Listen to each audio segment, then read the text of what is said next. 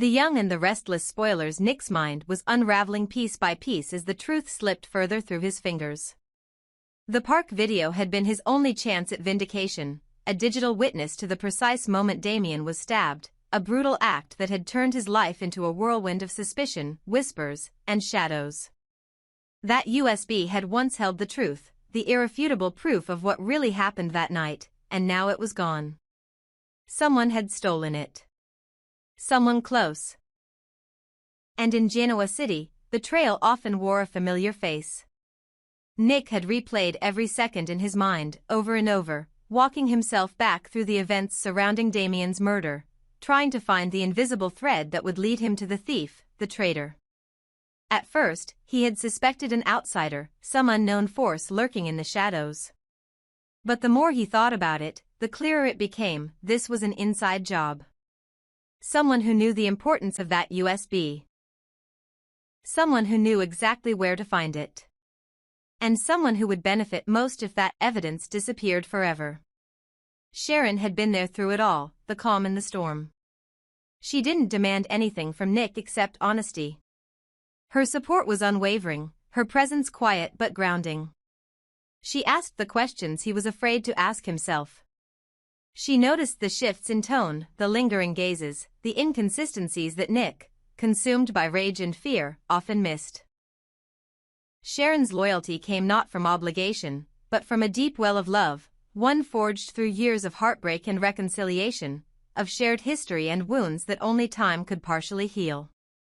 And yet, even she knew something was wrong. Phyllis's behavior had grown erratic. She smiled too much when she should have been quiet. She asked too many questions. She stayed too close. Nick hadn't wanted to believe it. He had defended Phyllis when others cast doubt. He told himself she was just overprotective, just caught in the crossfire. But Sharon had her doubts. And when it came to protecting Nick, she was prepared to follow her instincts to the end. It started with a glance. A shimmer of silver at the edge of Phyllis's hand, quickly tucked into her purse when she realized she wasn't alone. Sharon said nothing then, but her heart skipped a beat.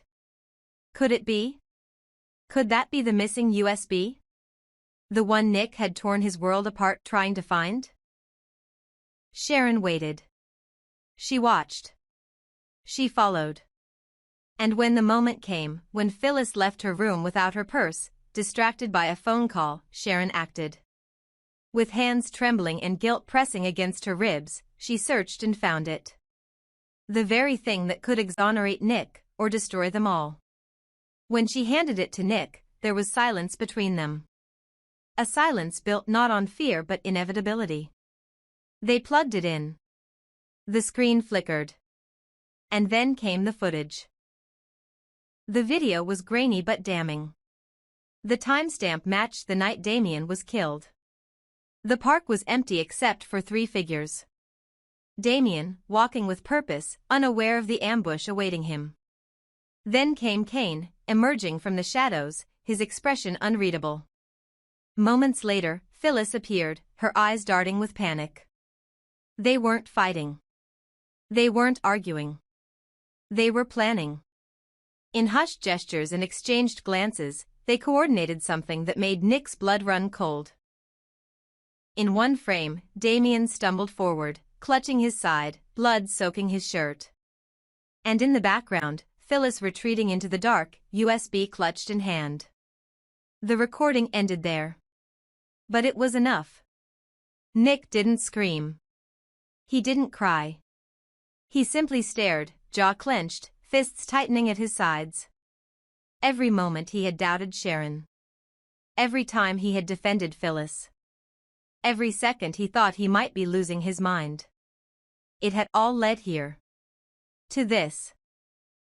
Proof that Phyllis wasn't just hiding the truth, she was part of it. She and Kane had conspired together. Whether she wielded the knife herself or simply covered for the man who did, she was in it deep. And she had lied to his face. Meanwhile, Phyllis was unraveling. She'd realized the USB was gone the moment she returned to her room and found her bag disturbed. Panic gave way to fury. She tore through the drawers, the cabinets, the hotel staff's supply carts. She interrogated anyone who'd been on her floor. Her calm veneer cracked. The woman who once played puppeteer with expert finesse now looked like a cornered animal. And yet, she still didn't know who had it.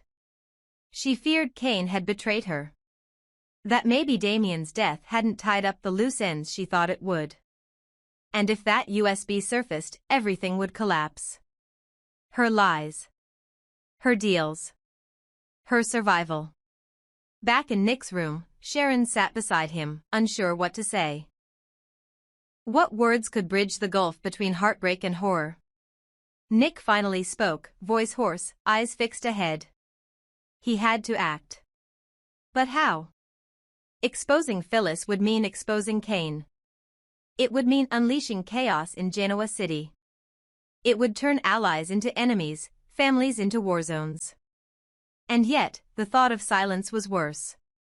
He could not let Damien's death be buried beneath layers of deceit. But there was another fear, one he hadn't voiced. What if this wasn't just about Kane and Phyllis? What if someone even more powerful was behind it? Someone orchestrating the moves from afar? After all, Phyllis had never been one to share power. The fact that she worked with Kane at all meant something darker was in motion. A new alliance. A greater plan. And perhaps Damien had simply gotten in the way.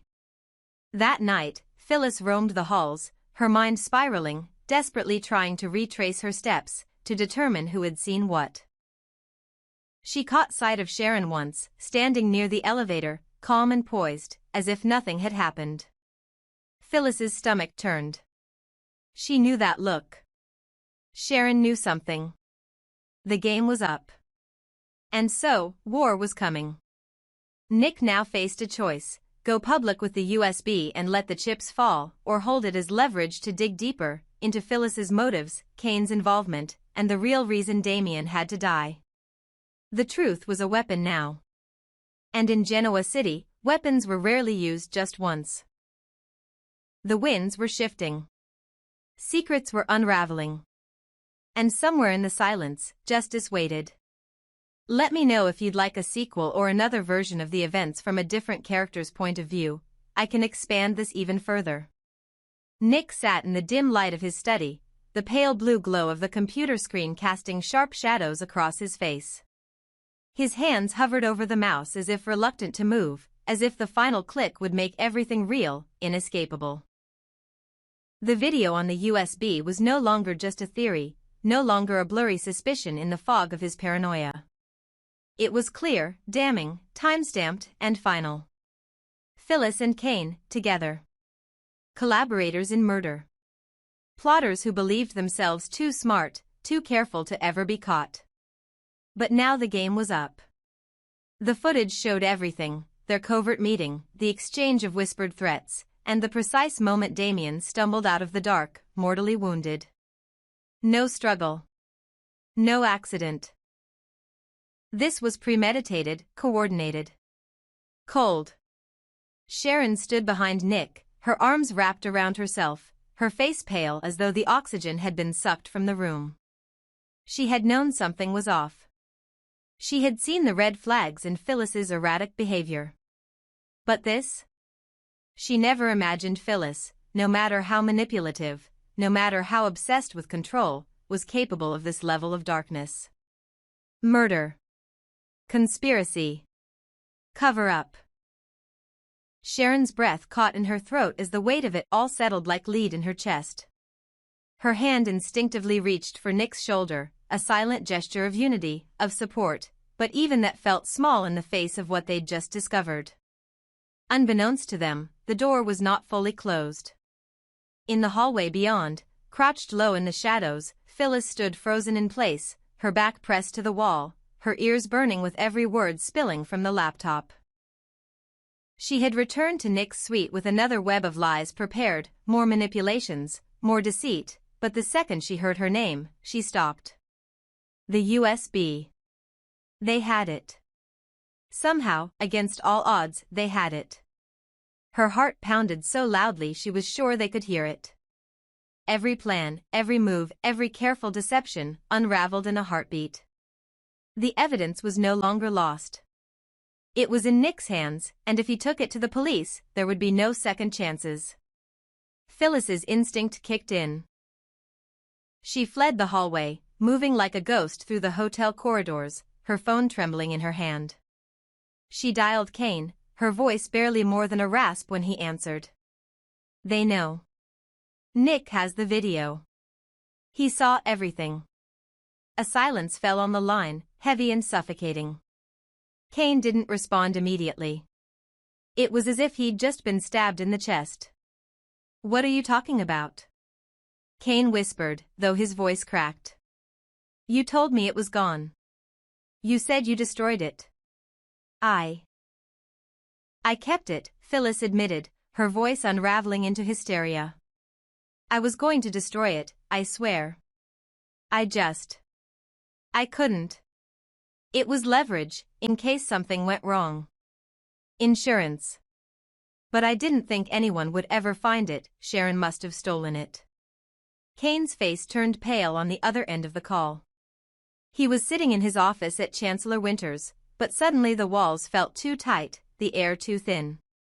Why, Phyllis? Why the hell would you keep it? We had an agreement.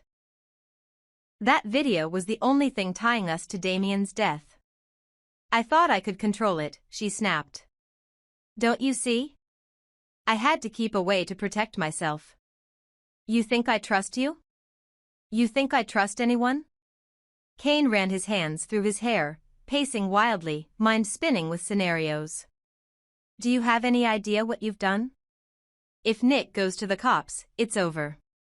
There's no spinning this. No corporate leverage. No blackmail. We go down, both of us. Phyllis's voice dropped, fear soaking into every syllable. Then we have to stop him. Stop him? Kane echoed, his voice tight with disbelief. We already went too far once. And look where it got us. You want to double down? You want to go from accomplices to predators? Phyllis didn't answer immediately. Her mind was a maze of dead ends. Every path she had once controlled now circled back toward destruction. She had thought herself brilliant, always one step ahead. But Sharon had shattered the illusion, and now Nick held the power. For the first time, Phyllis realized she wasn't just a threat to others, she was a liability to herself. Kane, meanwhile, began moving through his contacts, checking who still owed him favors, who could be bought or silenced. Panic crept in. The secret was no longer safe. All the posturing, all the calm manipulation was gone. His hands were shaking, his instincts screaming. He had built his new life on a fragile illusion. That Damien's death had been necessary, unfortunate, but buried. Now it was back, staring at him from the cold screen of Nick's computer. Listen, Phyllis hissed, regaining some control. Nick won't go public right away. He's too methodical. He'll hesitate. He'll want to know the whole picture before he acts. That gives us time. Time to do what? Kane asked, bitterness in his voice. To disappear? To fake our deaths? Because there's no way out of this without someone getting destroyed. Phyllis was silent again, then said, maybe it's time we turn on each other. Kane froze. If one of us falls on the sword, she continued carefully, the other walks away.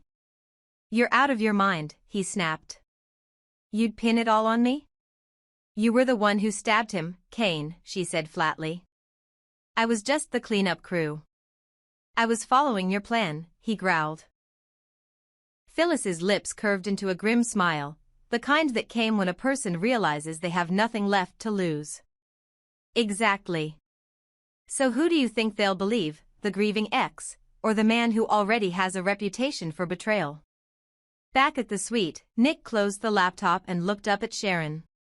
We go to the police. Tonight. Sharon nodded, her face resolute. But deep down, they both knew this was just the beginning. When cornered, people like Phyllis and Cain didn't surrender. They struck. And now, with the truth finally exposed, the war in Genoa City was about to erupt in ways none of them could control. Would you like the next part to show Phyllis trying to frame Cain, or Cain trying to eliminate Phyllis to save himself? I can continue building the fallout and escalation.